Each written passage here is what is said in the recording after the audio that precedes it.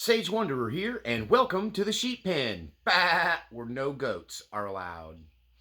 You know, there's a scripture in the Bible that says that God's strength is manifested through our weaknesses, that in our weakest times, it's an opportunity for God's strength to be manifested. And he is shown strong in my weakness, I think is a paraphrase of what Paul said, I believe. And one of the things that makes this ministry different than your average ministry, that makes this YouTube channel different than your average YouTube channel, is that I try to be very transparent. And I used to be 100% transparent with everything in my personal life. But I learned to have a little bit of discretion and keep some things private.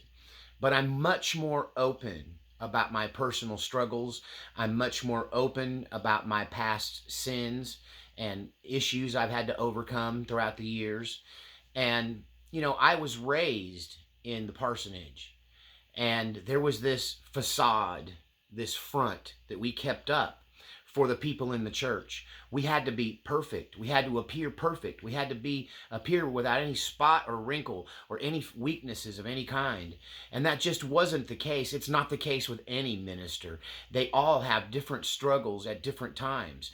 The devil comes against you. Your faith waxes and wanes, and it ebbs and flows. But you can't ever let that show. You have to be that Christmas card photograph of the perfect family. Even though everyone knows that that the preacher's kids are the worst. Have you ever heard that saying? Preacher's kids are the worst. And so you have to they have to keep up this persona to cover up the struggles, because they don't want to appear weak, and they don't want the people around them to lose faith in them. And I was raised in that environment, and it is something that I decided I was not going to participate in this ministry.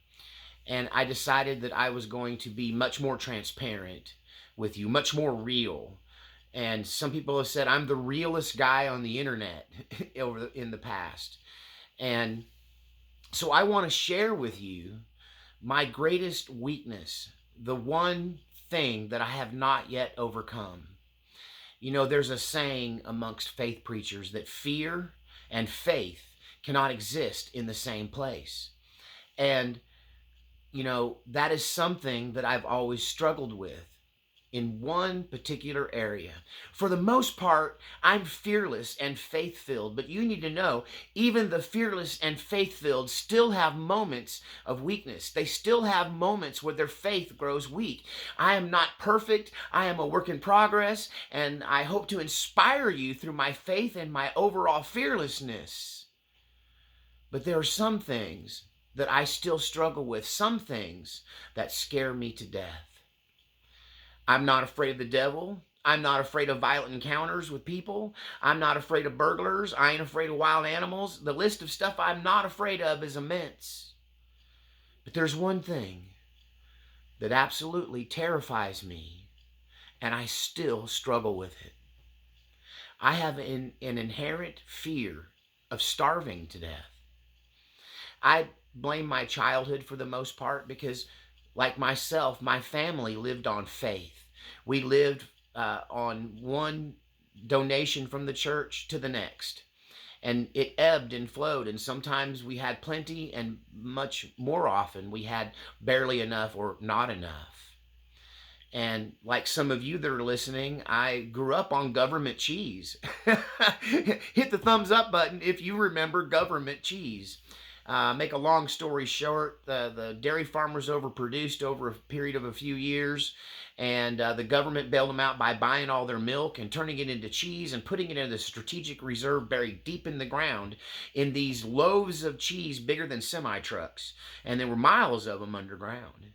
And they reached a point where they decided that this cheese was going to eventually go bad, and they needed to rotate it. They needed to do something with it, and a decision was made in the late 70s and early 80s to give it away to the general public.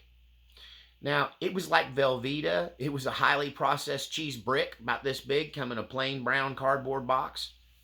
And but yeah, I grew up on that. And bologna, the cheapest bologna, not even sliced, the kind that would come in a loaf and you had to use a kitchen knife to slice it. But I never really went hungry growing up. There were times of plenty and there were times of need, but I never went without. And a big part of that is that my dad was an amazing fisherman. And our freezer always had fish in it. And you'd think I wouldn't have this fear, being I was raised by this survivalist who knew how to put food on the table. And I grew up on fish, and I've heard some doctors trying to analyze my high IQ, and what some of them say it's because you were eating fish when you were way too young to be eating fish, and then you ate fish so much in your life. And that was taught to me. I was taught by my dad how to be a great fisherman, and eventually I became a better fisherman than him. He might argue if he were still around to argue. But in his moments of true honesty, he had to admit, I have a skill. I'm a fabulous fisherman when it comes to just putting meat on the table. I shouldn't be afraid of starving to death. When I was a little kid, my parents were talking, and they were going through a difficult time financially. And I was basically ignoring it. I was about 5 or 6 because I trusted them, and I'm half asleep laying on the back seat back in the days when kids could lay on the back seat and sleep. Until I heard the phrase, I don't even know if we have enough money to feed Philip. Oh, there's my name again. And I sat up and I went, feed Philip? What are you talking about? When did that become a thing? And maybe it's that instance where this first came into my heart. The only time I've ever really been in need, dire need, were both times it was because I was crossways with God. The first time, you hear me tell about that story where I was in that car that rolled in downtown Dallas. I was questioning the existence of God, and so He lifted His provision off of me. And over the course of about 6 or 7 months, I lost so much weight that everyone thought I was sick. And it was because I could not afford to eat. I remember it'd been 5 or 6 days. Hit that like button if you've ever faced real starvation, real hunger issues. I remember I hadn't eaten in several days, 4 or 5 days. And I saw a guy sitting on a park bench near my house. And he was eating a Subway submarine sandwich. And I was overcome with the temptation to pick up a rock, knock him in the head, and steal his sandwich. I was also a cigarette smoker that hadn't smoked in days as well, because I couldn't afford that either. And when he put half that sandwich down on the park bench and lit up a cigarette, it was all I could do not to knock him in the head, take half his sandwich and his pack of cigarettes. So that's the only time where I was really hungry. Another time I got in financial trouble was while I had this ministry in this channel. At the beginning of this ministry 2 years ago, where I argued with God when He said, you don't need a wife to be a preacher. And I said, yes, I do. I can't be a preacher without a helpmate, because I know how much my mother helped my dad in his ministry. And in that time, I got really in bad shape financially. It got so bad that I was driving DoorDash, and I would have enough gas in my car, no money in my pocket, have enough gas in my car to drive into Oklahoma City and deliver food until noon, until right after the lunch rush. And by then I would make enough money to be able to cash out my card for the day. Thank goodness they allowed you to do that in DoorDash. And then put more gas in my car, get a little something to eat, right? And then work for the rest of the day. And at the end of the day, I would have enough money to buy some groceries for dinner and have enough gas left in my car to do the same thing the next day. And that's kind of how this is kind of the foundation that this ministry was based on, when I finally went, you know what? I don't have to have a wife to be a preacher. I don't have to have a helpmate. I can do this. God says I can, and I can, and I will. And I did, right? And but that was the only other time where I felt like God lifted His provision off of me. And at the very foundation of this channel, in the very beginning, for the first 2 years, I didn't take any money at all from my viewers. And I had monetized videos. That was before the big demonetization. But I didn't make much, maybe $200 or $300 a month. And I did have a big payout for, which video was it? Oh, I met an MK Ultra trainer. Many of you are here because you saw that video before they started shadow banning me on YouTube. And that video was monetized. And, I think one time I got a $4,000 payout from, and this was all before I ever asked for a penny from the people on my channel. But even then, in those first 2 years, people were trying to bless me. They're like, hey, we want to send you some money. Here, hey, we want to. And I told them, God takes care of me. It's the first time on my channel I really acknowledged God. And it was with that statement. Send your money to a homeless shelter. God takes care of me. And it was because at the time I had a lucrative business that was paying all my bills. And I was kind of living in a van down by the river, for other reasons than financial ones. It just had to do with the end of my relationship with my marriage, and I was trying to work it out. And I couldn't live with her, and I wasn't prepared to just walk away at that point. And so for that first 2 years, I lived in this van. And then, that came to an end, and I came to Texas with $2,500 in my pocket. And I gave her everything. I left everything. I left the business. I left all my possessions. I took what I could carry back to Texas in my car. And I banked on property that I owned in Texas, that I owned from before the marriage, that I knew she couldn't take from me. And it was the last thing I had. And it was 12 and a half acres of dirt in Texas. And the rest of the story, many of you know. And immediately, though, I came there with $2,500, and I was $2,500 in the rears on my taxes. So I had no money to live. I had a sister in Texas, but I hadn't talked to her in years. And that's the sister that now lives up the road from me and is married to my best friend. But we had a lot of reconciling to do, when I came to Texas. And so, why am I telling you all of this? Because I recently have had a lapse in faith when it comes to finances. I've been under attack by the devil, and it doesn't surprise me to know that he attacked me right after I did the 7 level of faith sermons, which I believe is probably my best sermon I've ever delivered.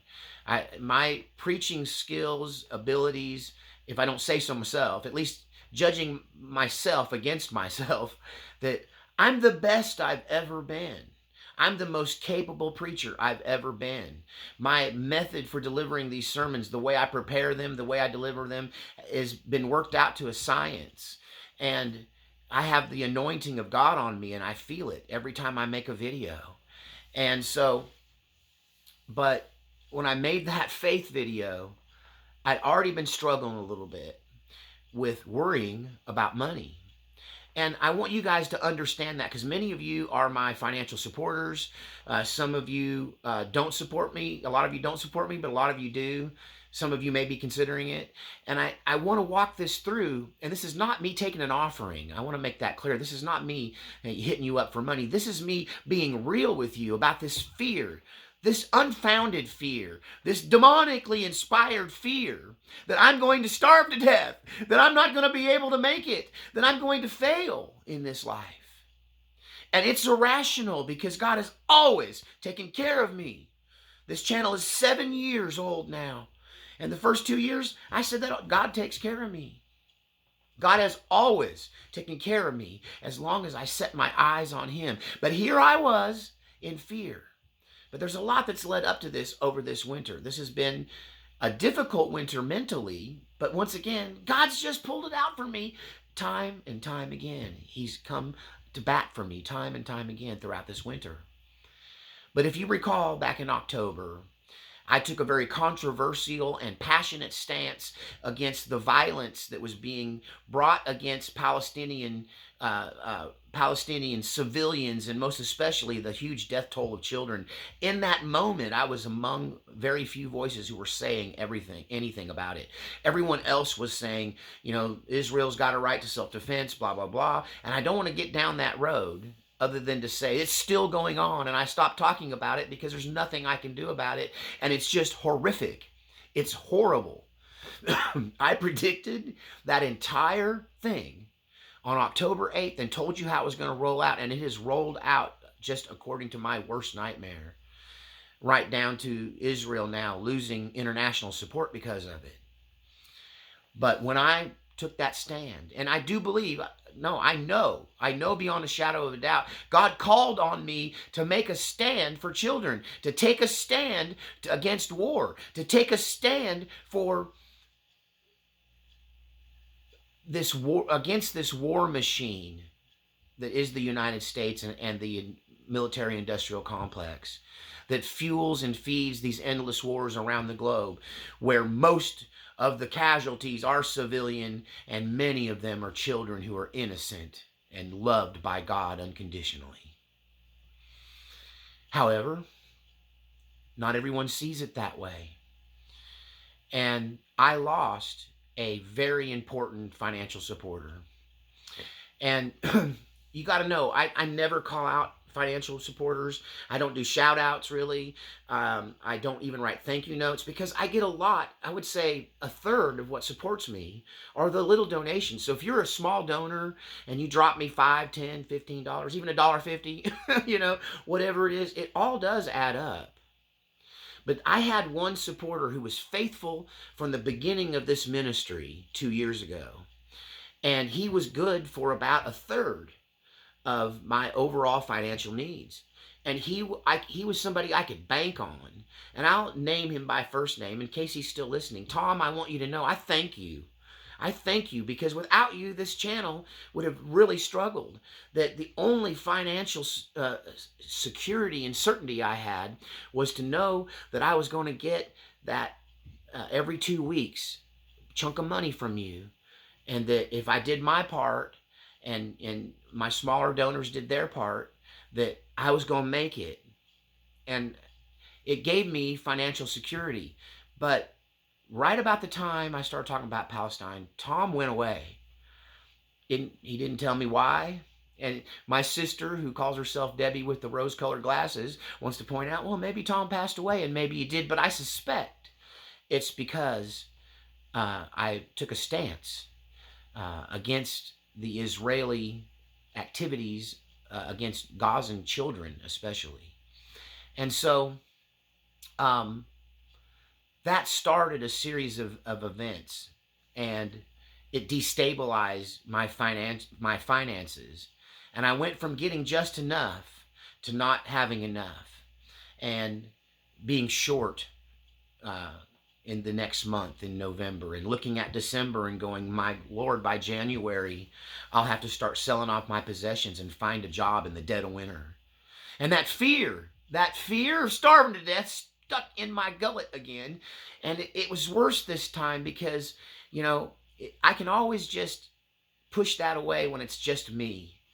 But this young family that I took in is relying on me to pay the electric bill around here, relying on me for a place to live, relying on me to be their guide and their helper. I've taken on a patriarchal role for this family and these 2 babies. And at the time in November, one of them was still in her mama's belly. But now they're both here.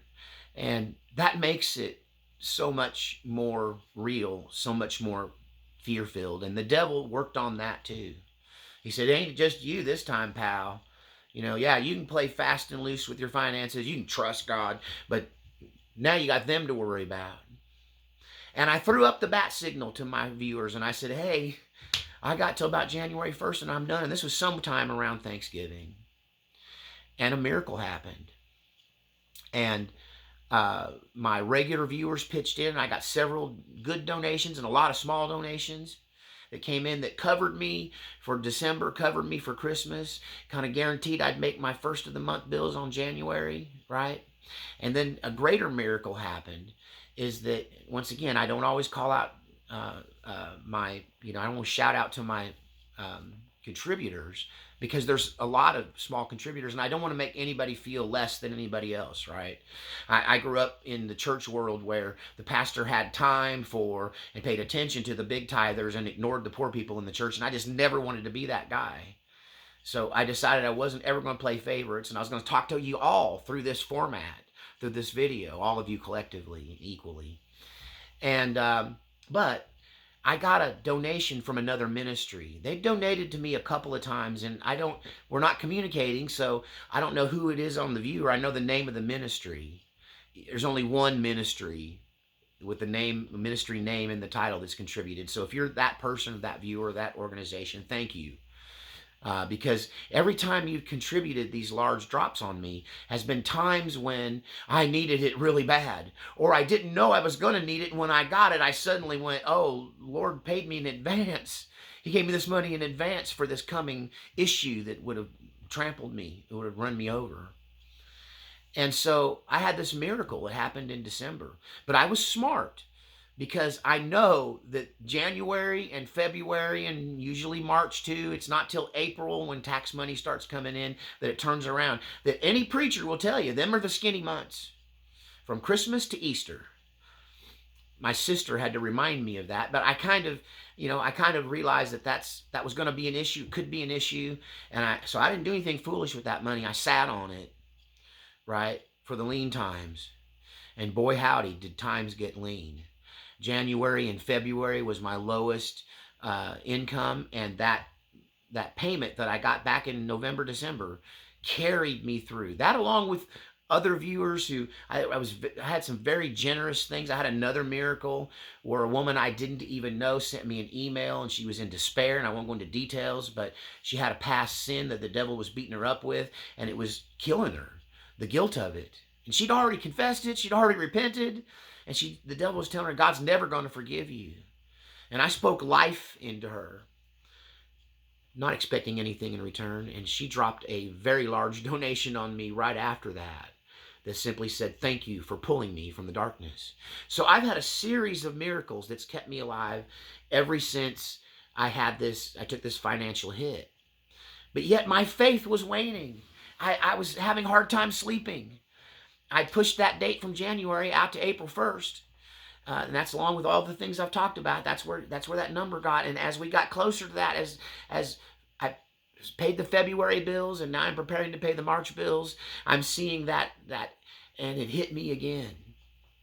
And it was keeping me awake at night. And a big part of the fear is some things have changed in the 7 years since I started this channel. I've aged. And I'm aging pretty good, right? But at the same time, my time I can work in a 24-hour period before hitting the wall has gotten shorter and shorter. When I started this channel, I could work a 16-hour day, right? By the time I got out to Texas, I could work a 12-hour day. By the time I got to the DoorDash period of my life, it's been a couple years back now, that was tough. Just working an 8-hour day with an hour and a half commute both ways. It's 11 hours. It was just wiping me out, but God blessed me with invigorating this ministry, and all of you that have supported me financially have allowed me to preach 100% of my time. And I've watched over the last couple years that time before I hit the wall physically getting shorter and shorter, until a part of the fear is, can I even work a full-time job anymore? Can I stand on a sales floor for 8 hours? Can I drive for 8, 10, 12 hours a day? And I'm not sure that I can. That this is part of aging. I'm dealing with this slow walk towards the end of my life, right? And I can feel it. And of course, it's better when I'm physically fit and watching my health. And I struggle with that in the wintertime. Another one of my challenges I still struggle with. But I just preached this message on faith, and I feel like I'm good at faith. I've lived on faith. But even me, even somebody who's your fearless leader, even somebody who's teaching and preaching on this topic, I still struggle. And I wanted you guys to know that I've been struggling. And this is not an opportunity to take an offering, but what this is me just being real with you about this fear that I kind of see on the surface as irrational. I can hunt, I can fish, I've got food stored up, right? You guys have been faithful in keeping me alive, and even though I lost this major supporter and a lot of smaller ones as well over this topic back in October, God's carried me through the winter. But I kind of needed help. I kind of needed like an encouraging word. I kind of needed to vent. So I called up my sister, Debbie, with the rose-colored glasses. And she's also my antenna. She's a person who has got a strong faith. We'll put it that way. She's very optimistic. And so I needed a little support, so I called her. And when I kind of laid out what I've laid out to you to her, I stopped talking and she says, I don't know how you do it, brother. You live by faith. You have more faith than anybody I know. And then she said something that was very humbling and astonished me. She says, you have more faith than even our parents did. And they would get in a piece of junk car and cross a 1,000-mile desert to go preach a sermon to get just enough money to drive back. Right? But I started to look at it, and she said, but look at the miracles. God comes through for you. Your life over the last 3 or 4 years has been an absolute statement of God's miracles. You should be stronger in faith, because what I've seen God do for you amazes me. And how you can be so calm, how you can keep doing this, how you can avoid taking things into your own hands. She said, I could never live like that. You have no safety net. You have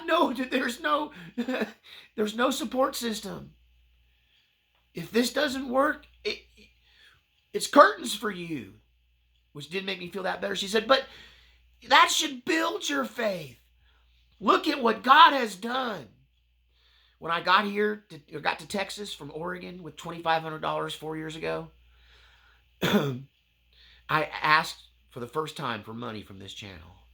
And you people came through for me. Many of you aren't even watching anymore because we've gone through a lot of changes in the world and this ministry since then. But I got my taxes paid many times over. I got enough money to go out and secure a unfinished cabin shell to go on my land, right? And even though I lived for 1.5 years without indoor plumbing or a well water, and every bath I took came from purified drinking water, because that's the only water I could buy.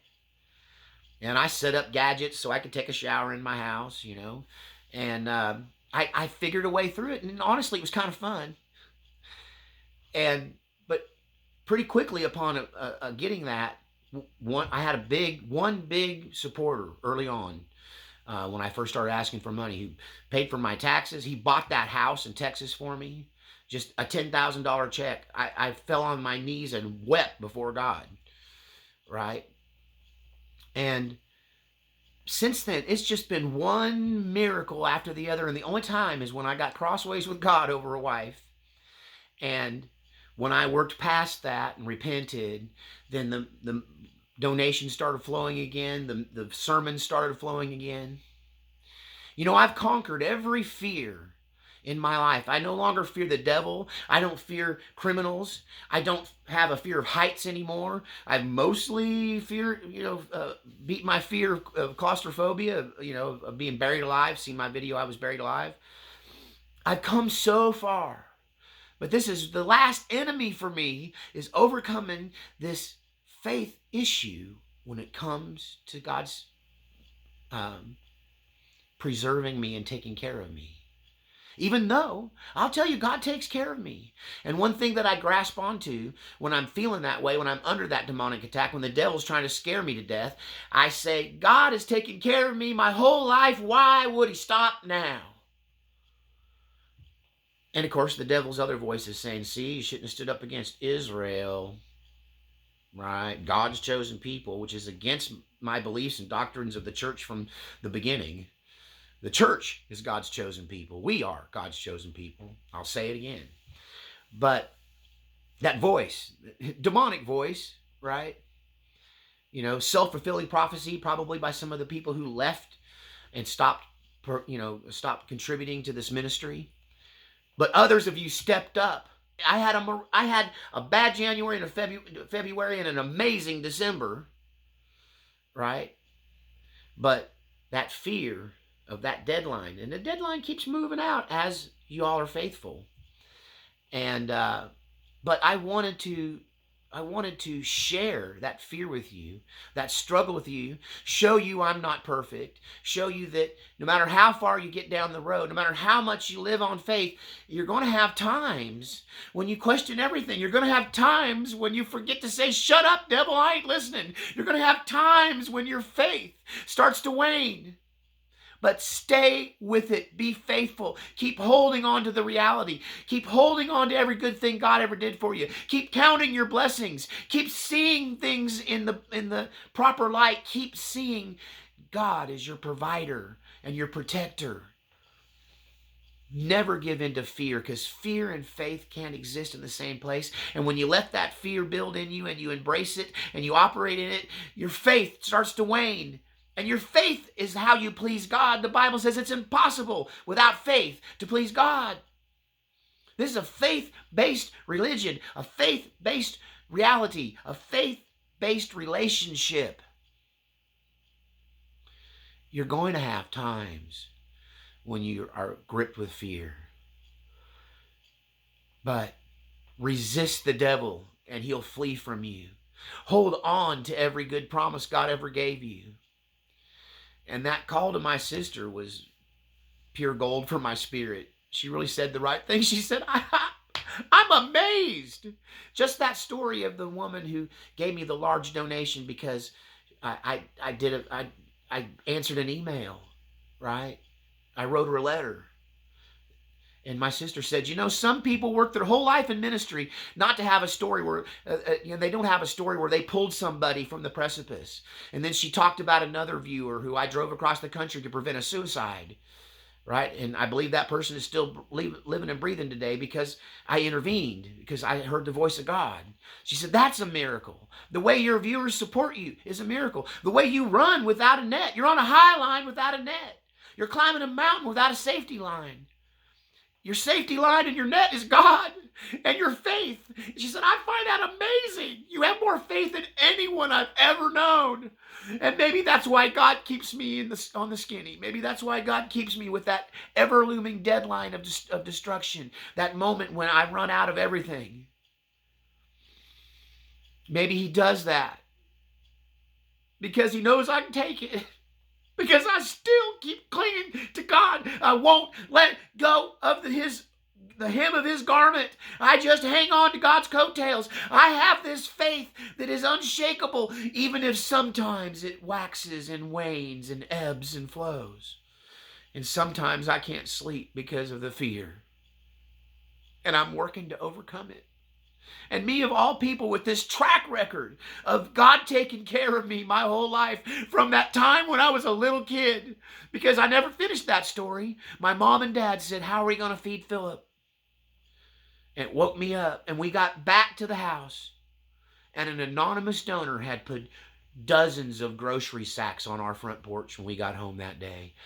Literally minutes after my parents were worrying whether they could actually feed their children, these groceries just appeared out of nowhere. They hadn't shared that with anybody. That was their secret. But God spoke to the heart of somebody. And I'm telling you what, that was also really great food. There was Captain Crunch in them bags. I never got to eat Captain Crunch. Hey, this ain't bologna and government cheese in these things. This is name brand products. Chips Ahoy cookies. As a kid, that alone should have built my faith for the whole rest of my life. But yet still I struggle with the fear. God has never let me down except when I was fighting with him or turned my back on him.